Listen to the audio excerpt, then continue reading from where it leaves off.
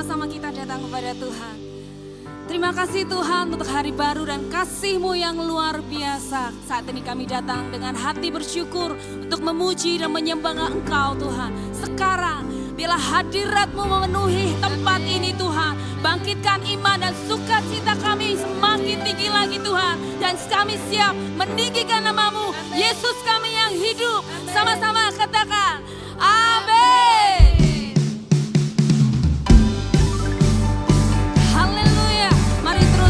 Nyatakan kebesaran Tuhan dalam setiap hidup kita.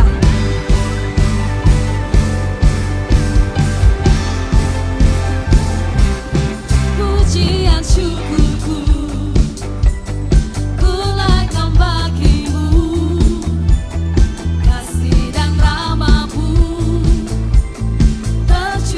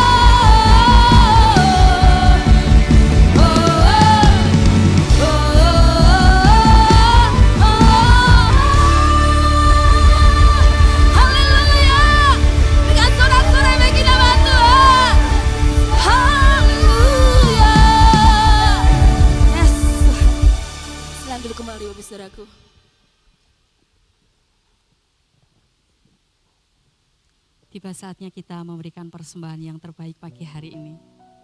Mari kita mau satu hati dalam doa. Sungguh ucap syukur dan sukacita kami melimpah pagi hari ini ya Bapa. Sebab kami punya Allah yang setia, Allah yang hebat, Allah yang memberikan kami kemenangan.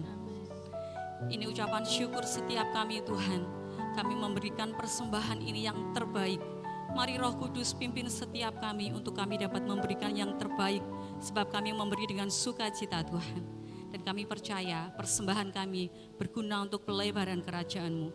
Dan Kau Tuhan yang hebat yang akan memberkati setiap tangan-tangan yang memberi pagi hari ini. Di dalam nama Tuhan Yesus kami sudah berdoa dan mengucap syukur. Haleluya. Amin. Selamat memberi, Tuhan Yesus memberkati. Shalom jemaat Tuhan, happy Super Sunday. Welcome to FCF Lamongan Indah. Bersama saya Casey and this is iNews for this week.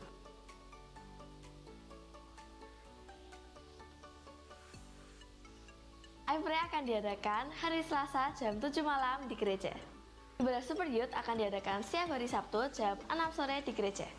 Halo adik-adik, ibadah sekolah minggu akan diadakan hari ini jam 9 pagi di Akits Hall lantai 2. Doa pagi akan diadakan pada hari Senin sampai Kamis secara online dan hari Sabtu di gereja. Amen akan diadakan sore ini bersama Pastor Septian. Bagi jemaat yang beribadah secara online, dapat memberikan persembahan melalui QR Code berikut.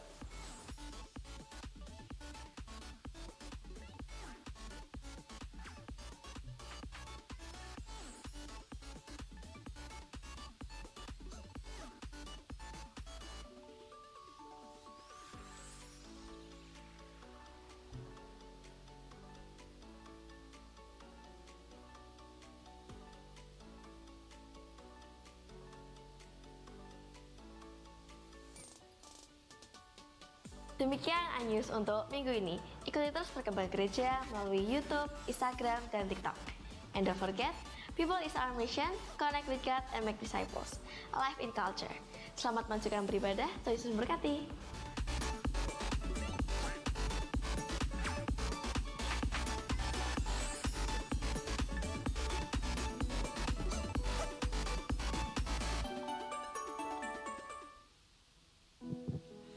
Saya percaya setiap kita Bapak Ibu di tempat ini, ketika bangun di pagi hari, ada sebuah kerinduan untuk kita bisa sesegera mungkin untuk menaikkan puji-pujian bagi Tuhan. Dan inilah saatnya buat setiap kita Bapak Ibu Saudara, kita mau membawa setiap kerinduan kita. Dan biarlah Tuhan bekerja di dalam hidup kita. Sebab lebih baik 1 hari di pelataran Tuhan, daripada 1000 hari di tempat lain. Dan biarlah ini menjadi pernyataan di hidup kita. Mari bersama Bapak Ibu kita mau bangkit berdiri. Lebih dalam lagi Tuhan. Engkau yang penuhi setiap hati kami yang rindu, yang haus akan Engkau. Engkau yang penuhi hati kami Tuhan. Kami mau tinggal di dalam hadirat-Mu. Menikmati kekudusan-Mu Tuhan. Penuhi hatiku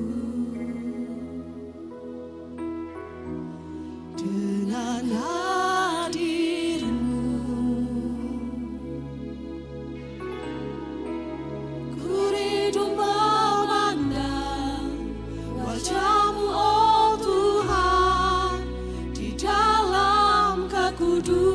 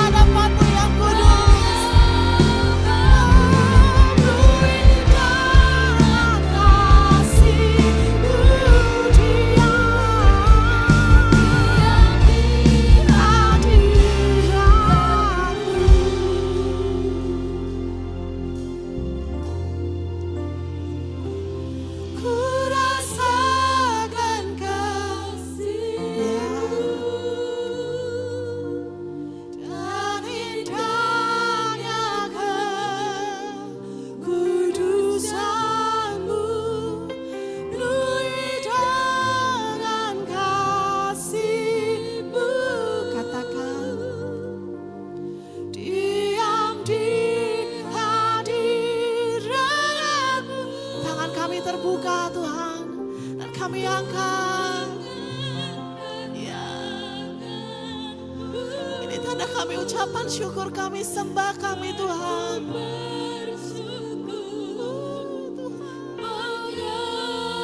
Yes, penuhi dengan kasih-Mu. Diam di hati. Yes. Biarlah ini menjadi ungkapan hati kita di hadapan Tuhan. Yes. Yes. Engkau mendengar seruan umat-Mu di tempat ini Tuhan. Yes.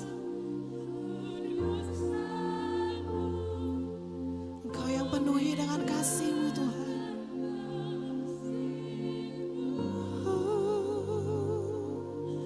Diam di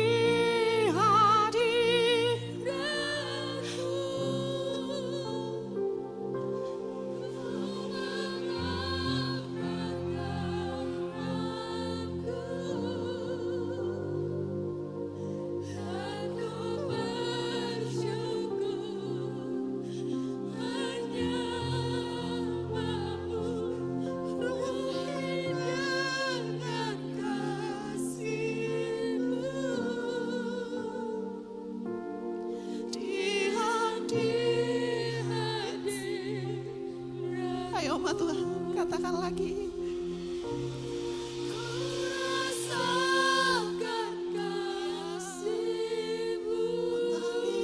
Mengalir kuasa-Mu Tuhan.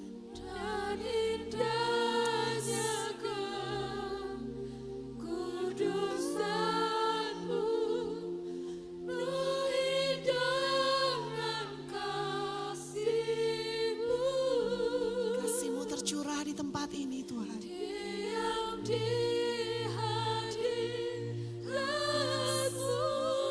Kasih-Mu melingkupi setiap hati umat-Mu. Kau menyatakan kemuliaan-Mu di tempat ini Tuhan. Hadirkan-Mu Tuhan. Ya. Penuhi dengan kasih-Mu. Diam di hadirat-Mu.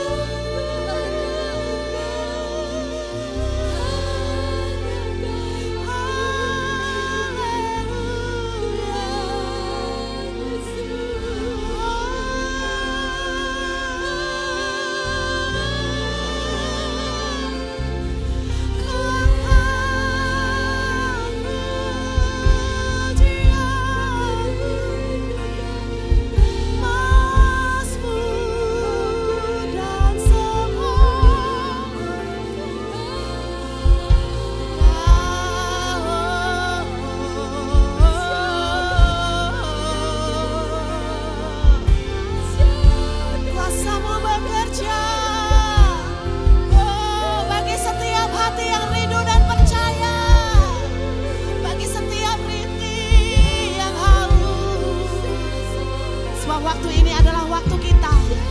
Hanya kita dan Tuhan saja Bapak Ibu Saudara. Ayo nikmati, nikmati.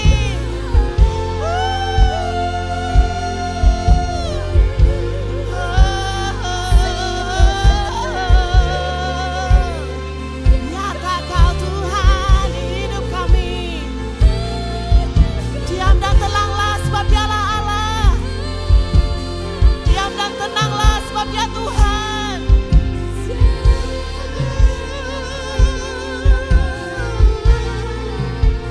Jumpai Tuhan.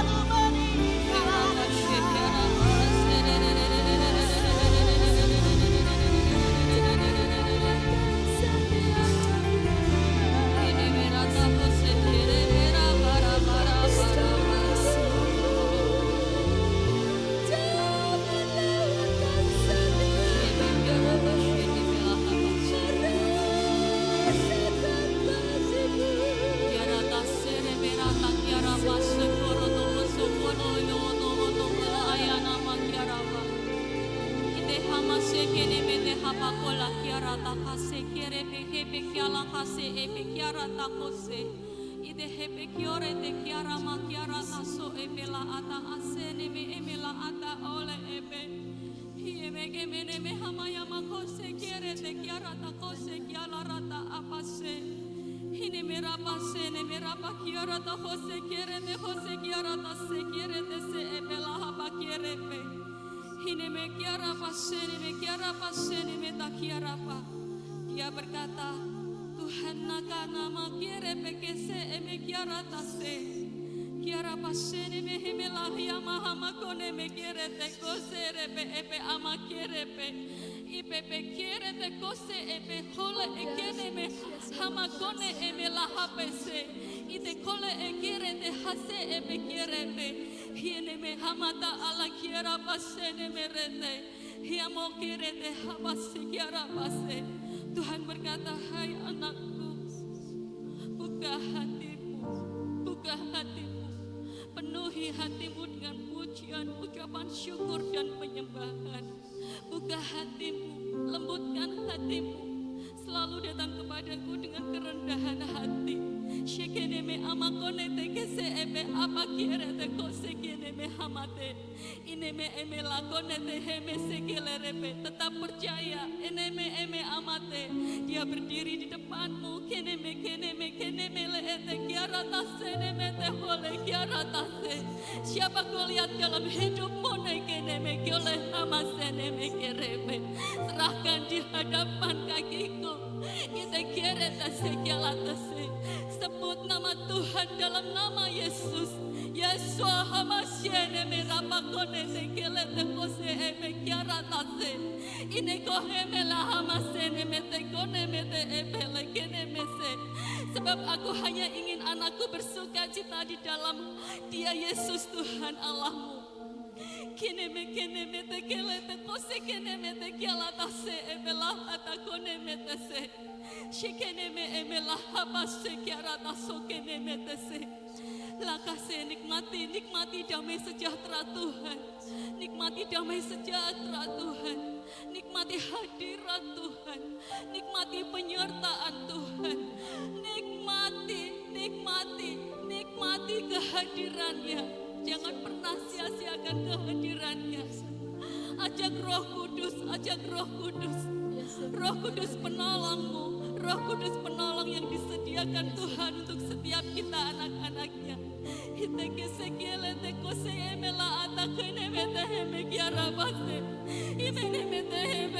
Jangan mendukakan hati Tuhan ketika engkau tak percaya kepadanya. Tuhan berduka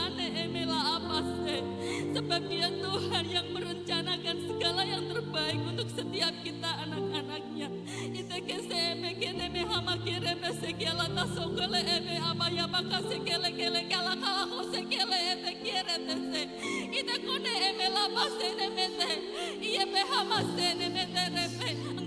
Engkau setiap engkau anak-anakku akan aman di dalam Tuhan. Nama te epe kiara takase kene mete epe la kiara takase kerete epe shekel atas te. Tuhan berkata, aman di dalamku, aman di dalamku, aman di dalamku, aman di dalamku. Hanya masyekene mete shekel atas te, syakone hemela kiarapa. Tetap percaya kepada Tuhan, tetap percaya kepada Tuhan, tetap percaya kepada Tuhan. Tuhan ada di setiap musim hidup kita. Tuhan ada setiap musim hidup kita. Terima kasih Tuhan, terima kasih Tuhan, terima kasih. Terima kasih Tuhan, terima kasih, terima kasih, terima kasih. Terima kasih Tuhan, terima kasih. Terima kasih Tuhan. Indah Engkau Tuhan.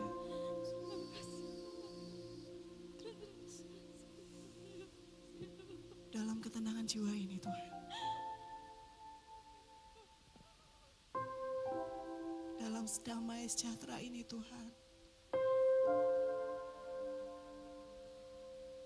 Kami merindukan suara-Mu selalu Kau perdengarkan bagi setiap kami.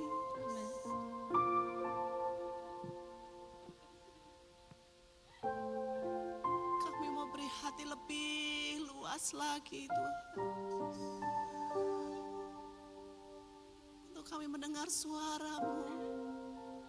Suara-Mu yang meneduhkan setiap hati kami. Suara-Mu yang memberikan kekuatan buat kami.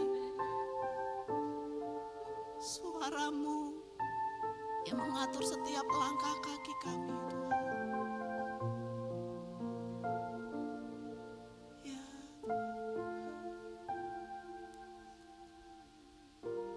lebih dan lebih lagi Tuhan. Kami mau menikmati Engkau lebih dan lebih lagi di dalam hidup kami. Kami mau berikan hati kami. Kami mau beri telinga kami. Kami siap Tuhan, pagi hari ini mendengar suara-Mu, mulai firman-Mu pagi hari ini. Kami mau menangkap Tuhan. Dan firman itu boleh termeterai dalam hati kami. Bertumbuh, berakar, dan berbuah dalam hidup kami. Terima kasih Tuhan. Kami nyatakan, kami siap Tuhan. Di dalam nama Tuhan Yesus, kami bersyukur. Haleluya. Amin. Silakan duduk kembali Bapak dan Ibu.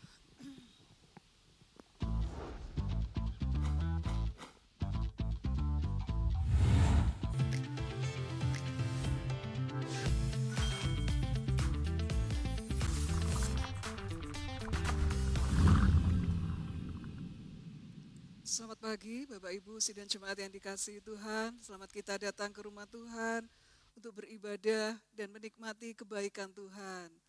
Bapak Ibu, pertama-tama saya minta maaf ya kalau beberapa hari yang lalu Bapak Ibu dihebohkan oleh HP saya yang dihack. Ada yang heboh, ada yang panik, tapi juga ada yang membuli saya habis-habisan di grup. Ya nggak apa-apa lah. Kalau itu membuat yang lain jadi sukacita, jadi gembira, karena ada hiburan-hiburan tersendiri, jokes-jokes tersendiri, enggak apa-apa, kan gitu ya. Enggak apa-apa ya Bapak Ibu ya. Nah, yang penting Bapak Ibu aman ya, saldo ATM-nya di bank itu aman, enggak dikuras, dan lain sebagainya. Tapi sekali lagi saya minta maaf ya, kalau itu membuat Bapak Ibu jadi heboh, panik, dan lain sebagainya. Sampai ada yang berpikiran yang enggak, ada yang berpikiran kalau saya mau nikah lagi, ya ampun, gitu. Kok bisa sejauh itu, gitu. Nah, saudara, kita kembali ke jalan yang benar. Nah, Bapak Ibu, saya kalau mempersiapkan khotbah itu 1 bulan sebelumnya. Jadi Bapak Ibu, bulan lalu ketika saya pagi-pagi, subuh gitu ya, antara sadar tidak sadar gitu ya. Ayat ini berkumandang di pikiran saya gitu. Hiduplah oleh roh, maka jika kamu dipimpin oleh roh, hiduplah oleh roh gitu. Itu terus terngiang di pikiran saya. Langsung saya bangun, saya berdoa dan Roh Kudus itu memberikan rema.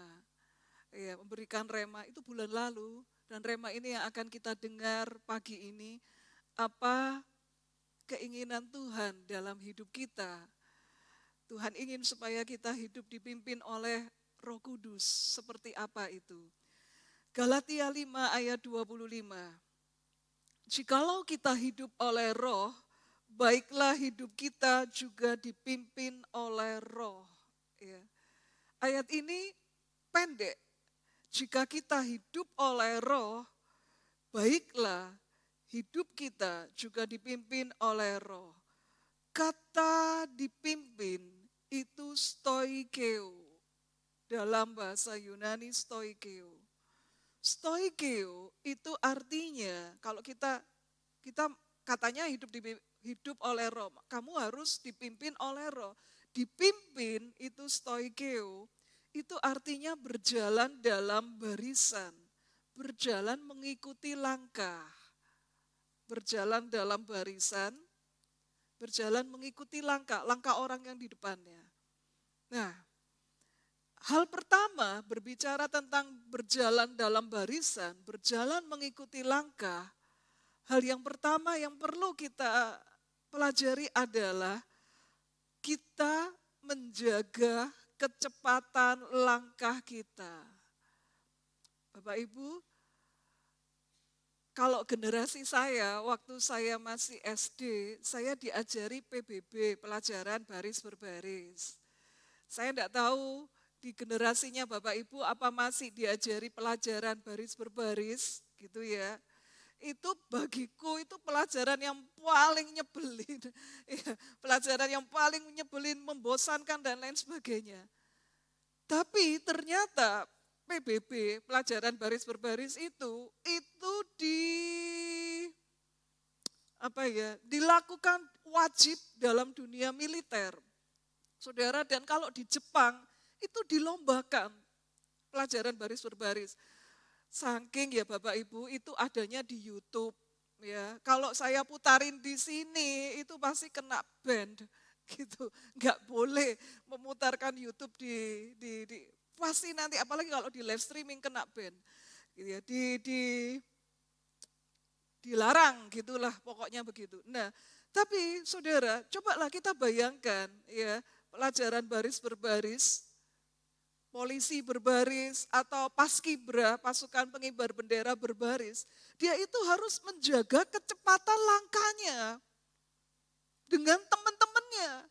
Kanan-kanan semua, kiri-kiri semua. Kecepatan langkahnya itu harus seirama, harus kompak. Gak boleh terlalu cepat, gak boleh terlalu lambat. Lah terlalu cepat dia nabrak teman di depannya. Lah terlalu lambat ya dia ditabrak teman di belakangnya. Gitu kan. Nah tadi stoikeo itu ya. Hendaklah engkau dipimpin oleh Roh Kudus. Seperti kita itu ada dalam barisan. Saudara, barisannya paskibra, barisannya polisi atau apa. Kita jalan, kita melangkah.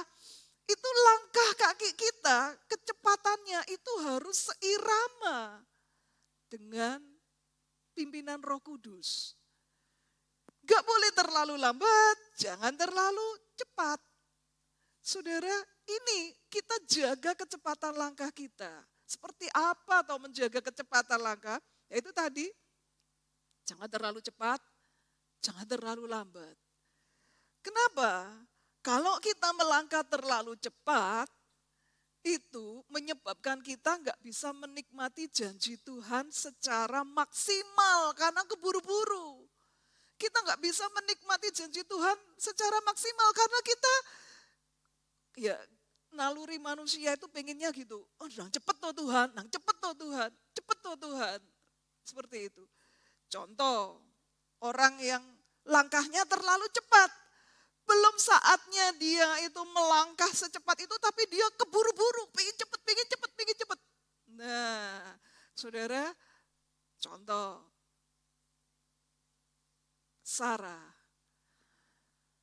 Tuhan janji kepada Abraham, engkau akan punya keturunan melalui Sarah istrimu. Loh tapi kapan? Nah ini seninya Tuhan itu seperti itu. Dia gak pernah ngomong kapan. Gitu. Gak pernah ngomong kapan waktunya. Kalau Tuhan ngomong kapan kan Sarah bisa menunggu, oh kurang 3 tahun, kurang 2 tahun, kurang 1 tahun kan gitu. Lah ini Tuhan gak pernah ngomong kapan.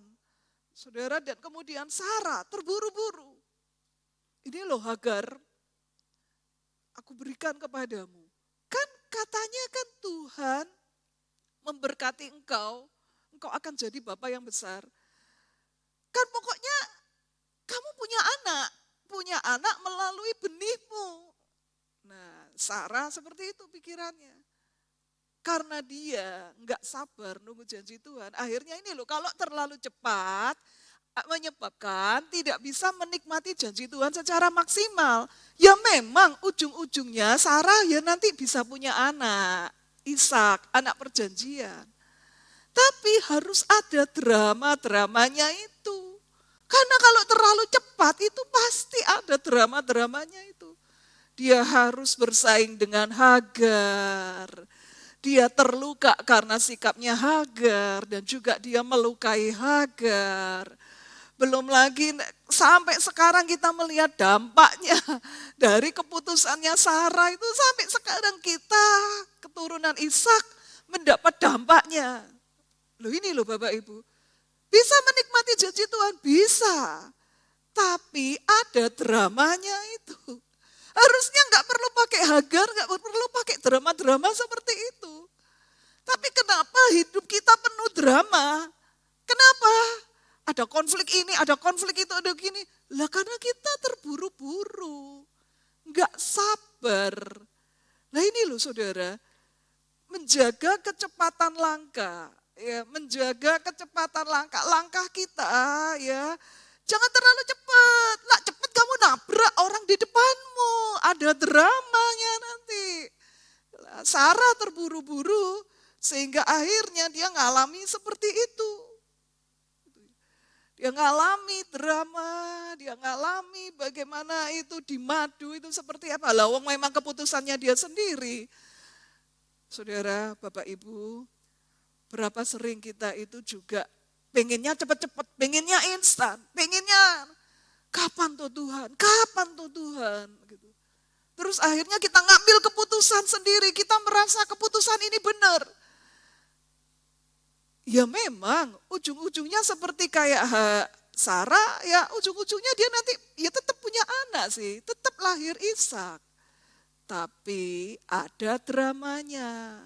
Lah itu loh Bapak Ibu, kalau orang nggak bisa menjaga kecepatan langkah, terlalu cepat, ya tetap dia endingnya tetap bisa menikmati janji Tuhan, tapi nggak maksimal. Saudara, nggak maksimal.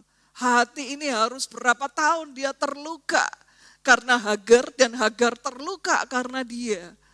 Dan kita ngalami dampaknya. Nah ini berbicara terlalu cepat. Saudara, juga kalau melangkah jangan terlalu lambat. Ya, jaga kecepatan langkah. Lah terlalu lambat menyebabkan kita itu kehilangan momentum. Saatnya bergerak kita nggak mau bergerak. Saatnya berjalan kita nggak mau berjalan. Saatnya melangkah kita nggak mau melangkah. Nunggu suara Tuhan. Nunggu Tuhan berbicara. Kelamaan, ketinggalan momentum. Saudara, ini ya kita melihat contoh Israel pada zamannya hakim-hakim, ya Deborah.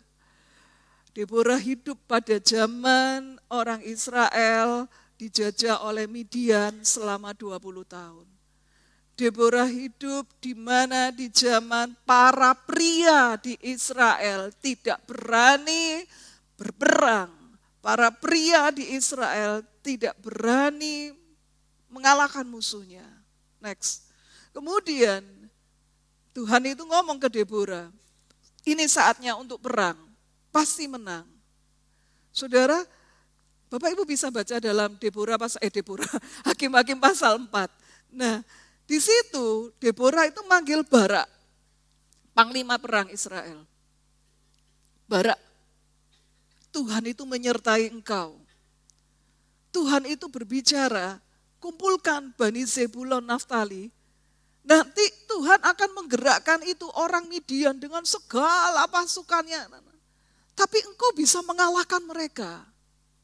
Itu firman Tuhan jelas. Tuhan ngomong ke Deborah dan Deborah sampaikan ke Barak. Tapi Barak ngomongnya apa? Kalau engkau maju, aku juga maju. Zaman itu tidak ada wanita yang ikut dalam peperangan, itu enggak ada. Saudara, jadi Barak itu merasa, jangan ngomong toh, lah kamu ikut aku juga ikut. Saudara, suami-suami jangan seperti itu ya Bapak Ibu ya. Ayo lama kamu maju mah, lah kamu maju aku yo maju. Saudara, ini Deborah hidup di zaman laki-laki, sikapnya seperti ini. Lah kamu perang aku juga ikut perang. Saudara, tapi kemudian ini si Barak itu dia enggak waktunya bergerak, dia masih mau. Lah kamu maju ya aku maju. Dan Deborah ngomong apa? Oke, aku maju. Karena Deborah merasa ini momennya. Ini momentum dari Tuhan, ini saatnya, ini kairosnya Tuhan. Tuhan mau menyelamatkan umatnya. Jangan sampai kehilangan momentum itu, jangan sampai kehilangan kairos. Nah terus Deborah ngomong ke Barak, oke aku maju. Tapi dalam peperangan ini kamu tidak akan mendapatkan kehormatan. Loh ini loh Bapak Ibu, menang. Harusnya kalau menang itu yang disanjung, dikenang itu adalah panglima perangnya. Tapi ternyata saudara, ini lawannya, musuhnya itu panglima musuhnya itu namanya Sisera. Saudara, yang membunuh Sisera itu bukan tangannya Barak.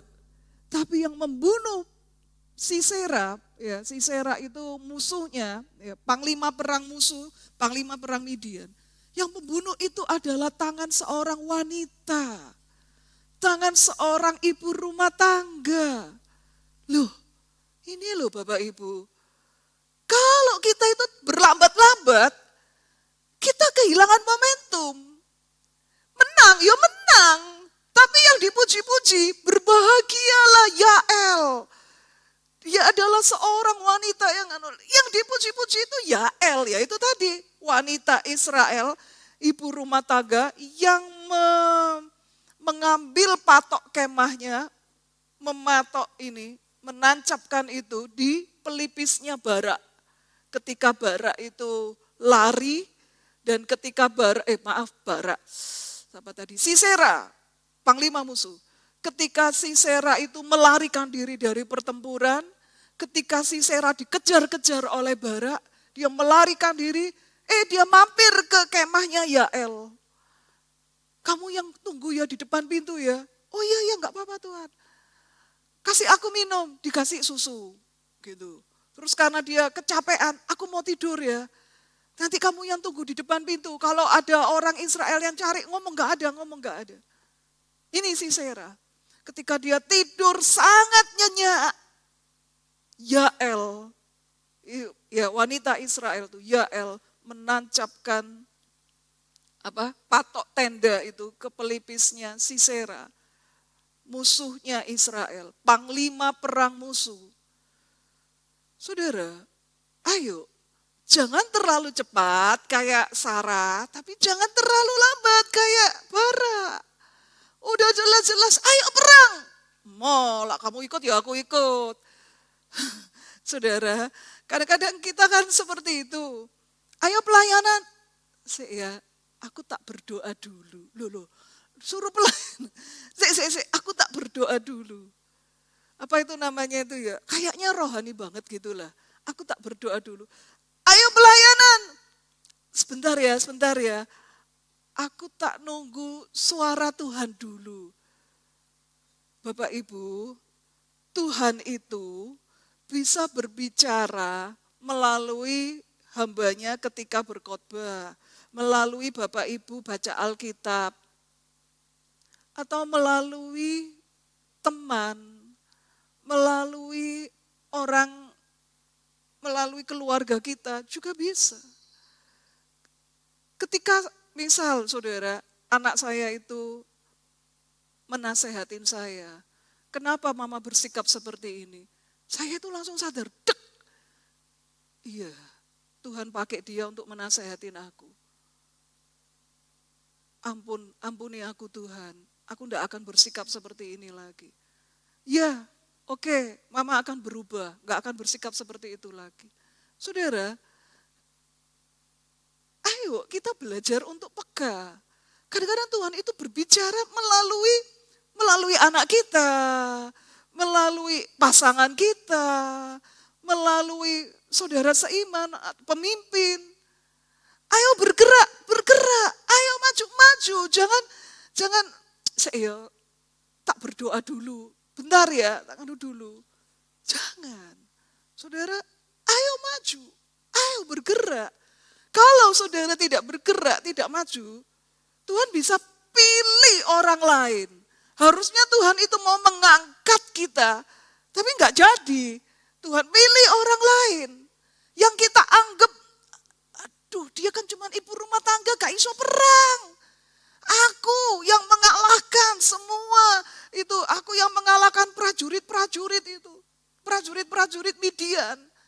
Saudara, tapi ternyata Tuhan pilih Yael, wanita sederhana, wanita ibu rumah tangga. Kenapa? Karena panglima Israel, seorang pria, seorang yang gagah perkasa, gak berani ngambil keputusan, menunda-nunda. Ayo Bapak Ibu, belajar untuk peka terhadap suara Tuhan, pimpinan Tuhan. Daud, dia melangkah tepat waktu.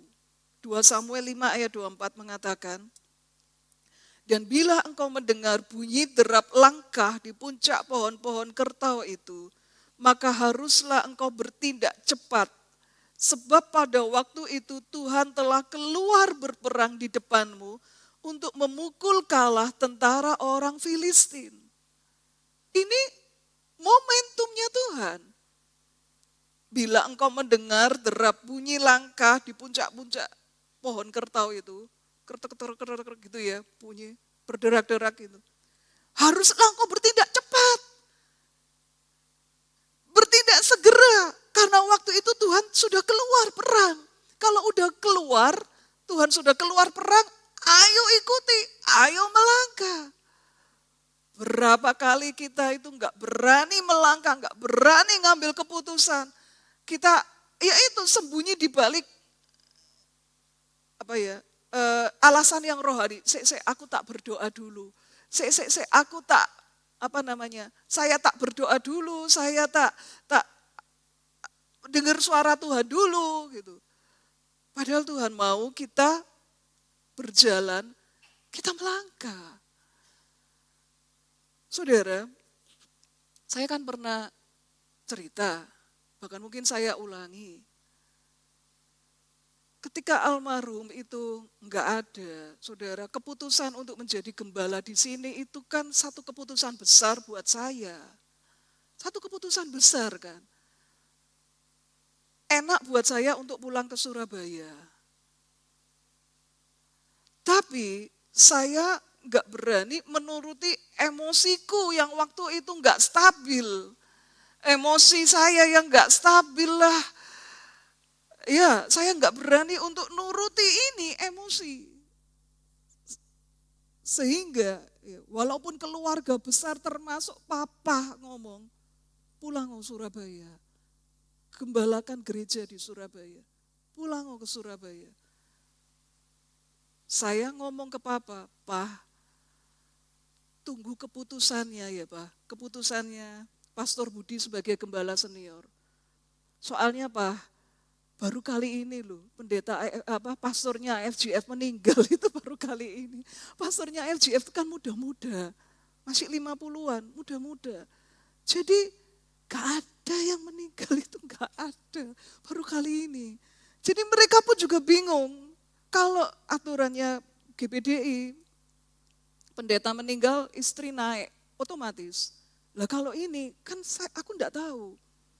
Kalau memang aturannya, itu aku enggak boleh naik, oke, aku pulang Surabaya. Tapi kalau Pastor Budi nunjuk aku akan stay di Semarang Pak. Oke, gak apa-apa gitu. Papa ngomong seperti itu. Saudara, dan saya ngomong ke beliau, saya memberanikan diri telepon ke beliau, padahal saya itu belum 1 minggu ditinggal mati oleh suami. Baru beberapa hari, saya memberanikan diri untuk telepon, saya memberanikan diri untuk mengutarakan semuanya. Dan beliau berkata apa? Saya itu sebenarnya mau nanyain kamu, tapi saya tahu kamu itu lagi berduka. Masa orang lagi berduka disuruh ngambil keputusan penting? Kan ya kasihan. Tapi berhubung kamu yang nelpon saya, gitu ya. Oke, saya akan pertimbangkan, gitu. Tidak ada aturan ADART, pendeta pastor mati, istri pastor naik, itu enggak ada aturan seperti itu. Tapi juga tidak ada aturan yang melarang. Jadi aku itu kasus pertama, saudara, saya itu kasus pertama. Entah terus mungkin Pastor Budi itu komunikasi sama yang atas, tapi yang jelas komunikasi sama pastoral.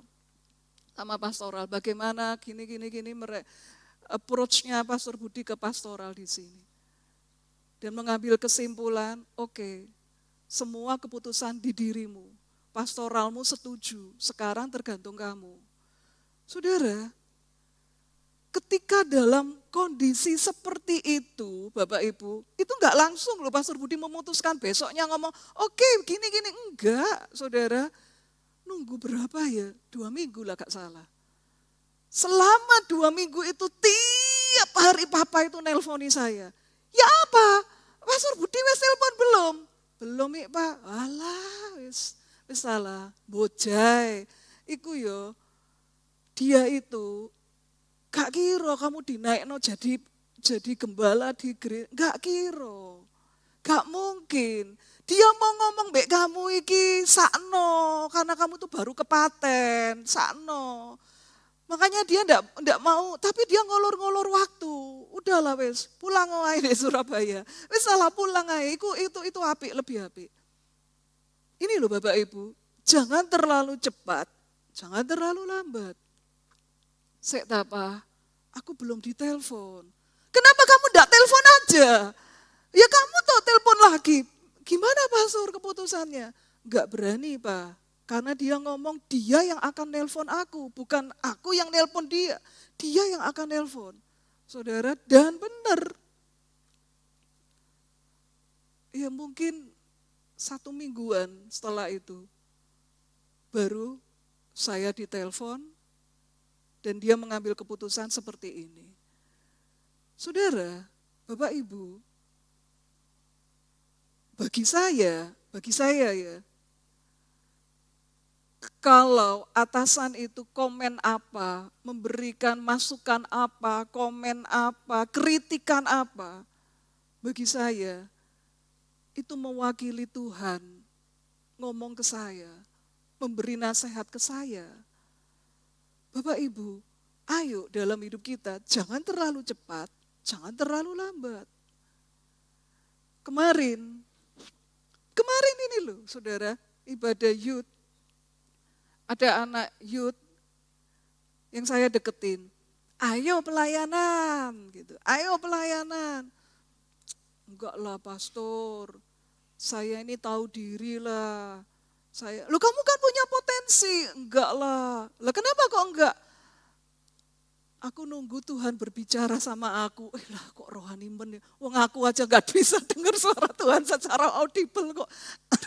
Terus saya ngomong, kamu tunggu apa? Suara Tuhan seperti apa? Itu loh tadi khotbahnya itu loh. Khotbahnya itu ngomong apa? Jawab panggilan Tuhan.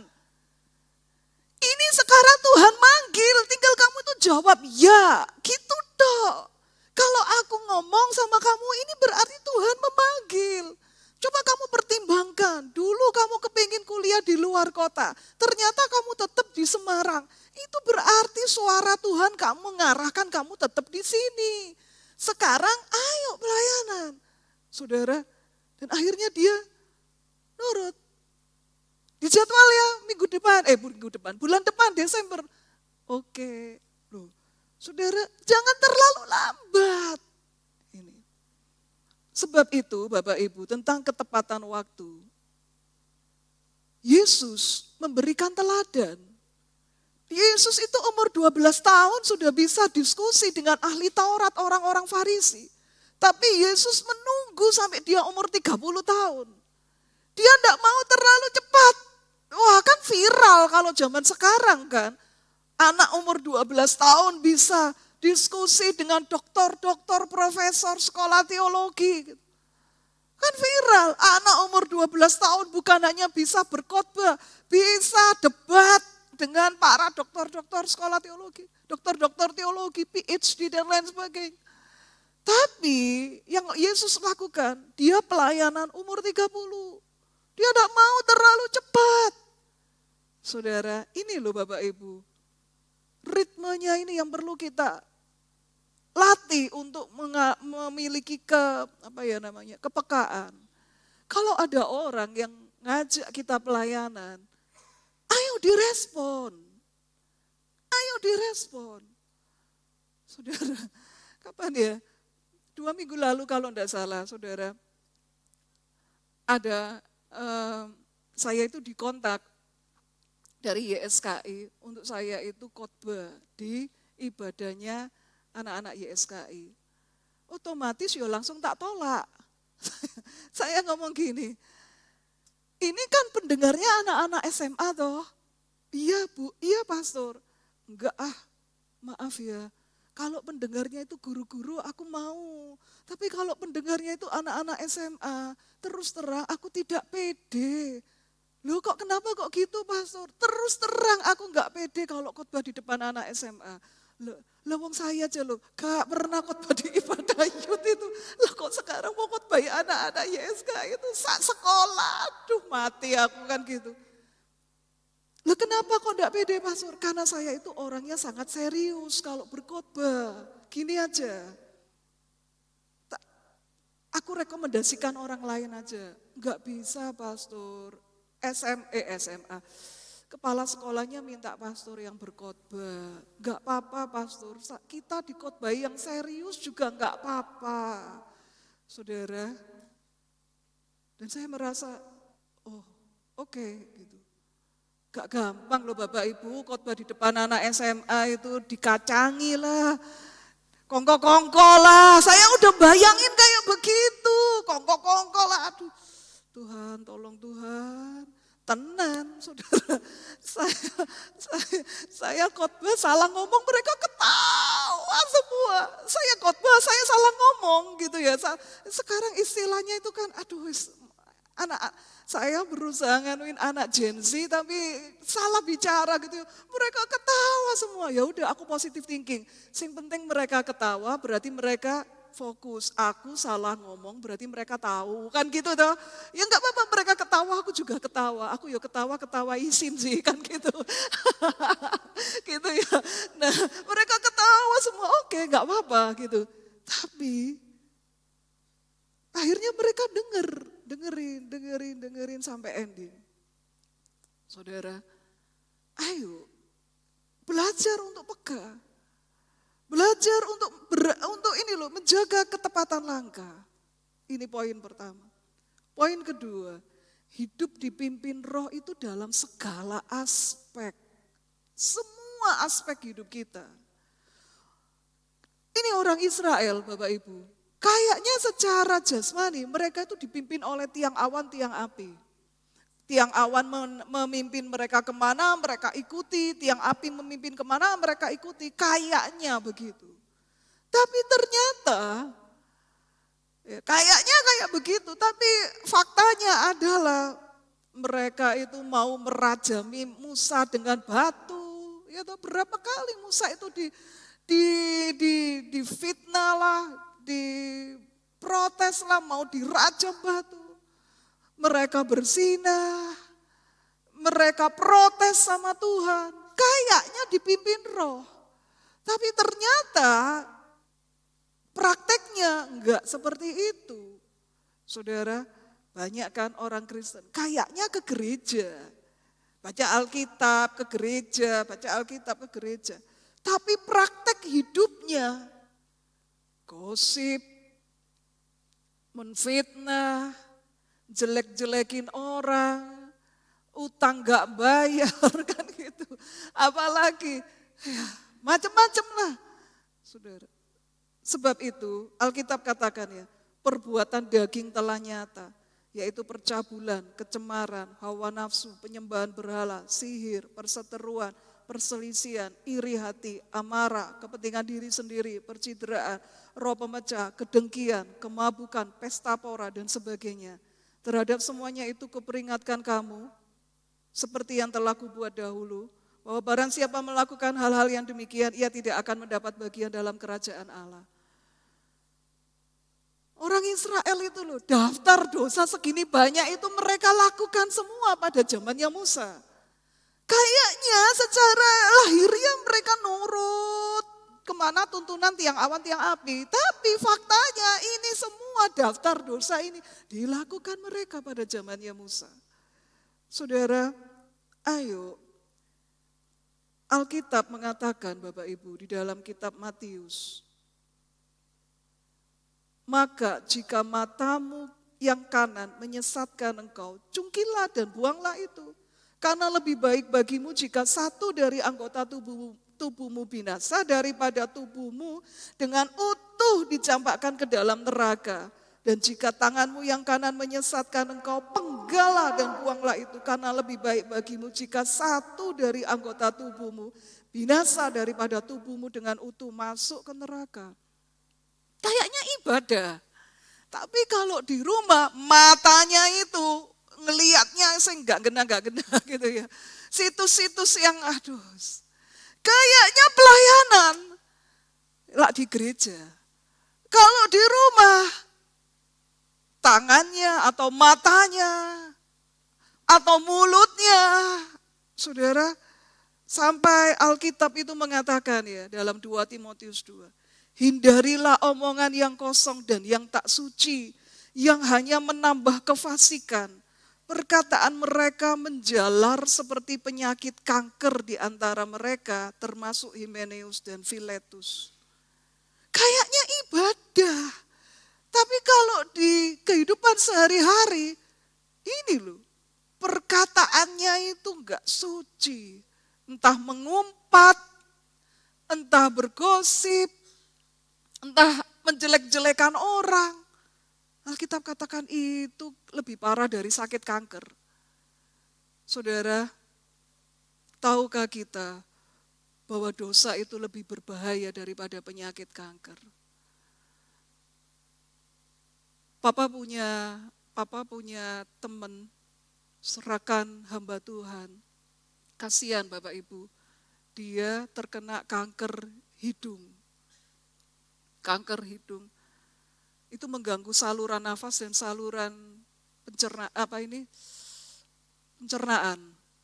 Sehingga kalau dia itu nelen makanan, jangankan makanan lah, minum air, minum itu seperti kayak di sini itu ada ini loh, pecahan beling itu loh saudara, pecahan kaca. Jadi minum air itu sini sakit perih setengah mati. Itu loh kanker hidung. Saudara, di kemo. Untuk apa kemo? Untuk membunuh sel-sel kankernya itu supaya enggak bisa menyebar ke yang lain. Menderitanya itu seperti itu. Minum aja sangat-sangat kesakitan. Lu bayangin Bapak Ibu, minum air putih aja kesakitan. Apalagi mengkonsumsi makanan-makanan lain. Dan sampai beliau akhirnya dipanggil Tuhan. Itu loh sakit kanker. Saudara, apa Bapak Ibu, ya, kalau kita mulut kita yang gak bisa dikontrol, itu ibaratnya ini sakit kanker. Ibaratnya seperti itu. Bahaya. Kalau di sini dalam penyakit yang menjalar, perkataan mereka menjalar seperti penyakit kanker. Saudara, Yesus katakan kalau matamu menyesatkan, cungkil. Tangan menyesatkan, cungkil. Paulus ngomong sama Timotius, kalau perkataanmu itu tidak kudus, itu seperti penyakit kanker. Saudara, biarlah Roh Kudus itu menguasai setiap aspek hidup kita. Jangan mulut ini hanya ya pintar berdoa, tapi juga pintar mengumpat. Pintar berdoa, tapi juga pintar mencela orang, menyakiti, melukai hati orang lain. Saudara, ayo, dosa itu lebih berbahaya dari penyakit kanker. Kita mau Roh Kudus itu memimpin di seluruh aspek hidup kita. Saudara, minta pimpinan Tuhan. Tuhan, pimpin hidupku di setiap aspek hidupku. Kalau matanya yang bermasalah, karena sering senang lihat situs-situs porno yang gak gena itu. Kalau mulutnya yang bermasalah, ayo bertobat. Karena apa? Itu sakit kanker. Saudara, ayo bertobat, ayo berubah. Kalau saudara sakit jasmani itu ya Bapak Ibu, sakit jasmani itu pengobatannya itu luar biasa mahalnya, saking aja kita dibantu oleh pemerintah dengan BPJS. Kalau enggak saudara, betapa mahalnya, kita ngerti lah betapa mahalnya harga pengobatan itu. Apalagi kalau sakit rohani, saudara, untuk kemoterapi itu saudara, Bapak Ibu, itu membunuh sel-sel kanker itu. Supaya tidak bisa menjalar, supaya mati, dikemo, disinar. Apalagi kalau itu sakit rohani. Ayo Bapak Ibu, kalau kita merasa ada dari aspek hidup kita yang belum dipimpin oleh Roh Kudus, kita mau hidup kita belajar hidup dipimpin oleh Roh. Kita sampai pada kesimpulan. Mari latih kepekaan rohani. Jaga kecepatan langkah kita. Buang segala hal yang menyesatkan hidup kita. Dan jadilah pelaku-pelaku firman Tuhan. Amin, firman Tuhan, kita mau bangkit berdiri.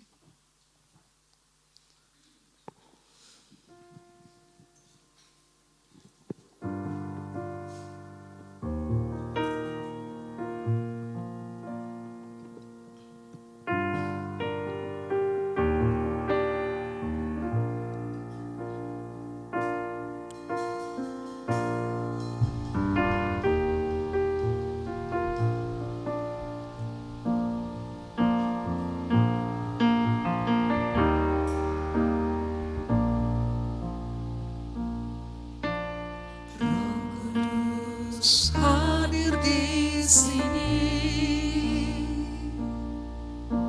pribadi yang menawan dan suci.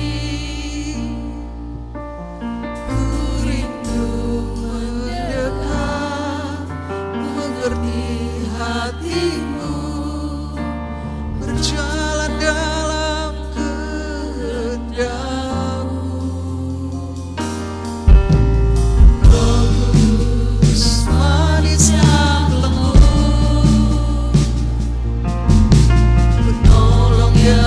Sejati dan suci,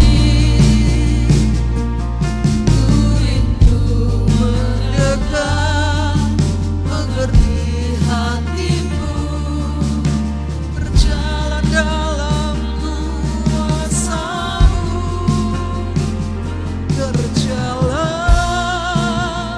ya Roh Kudus, bertatalah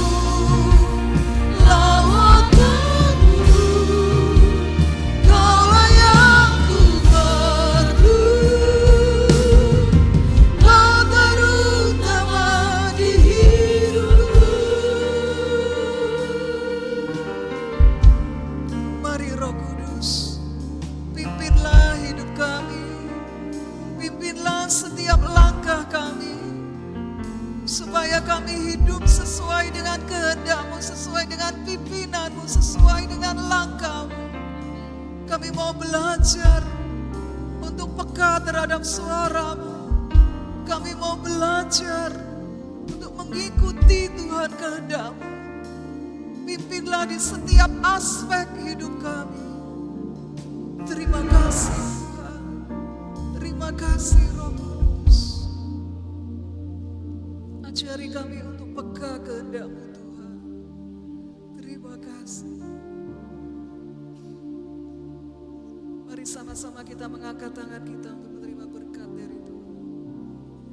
Sidang jemaat yang dikasihi Tuhan, jika sungguh-sungguh kau mendengarkan suara Tuhan Allahmu dan melakukannya dengan setia, maka diberkatilah keluargamu dan pernikahanmu, pekerjaan dan keuanganmu, imanmu dan kekudusanmu, pendidikan dan kesehatanmu, dengan membawa segala berkat dan sukacita surgawi.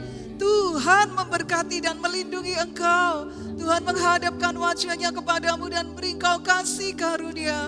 Tuhan menyinari engkau dengan wajahnya dan beri engkau damai sejahtera.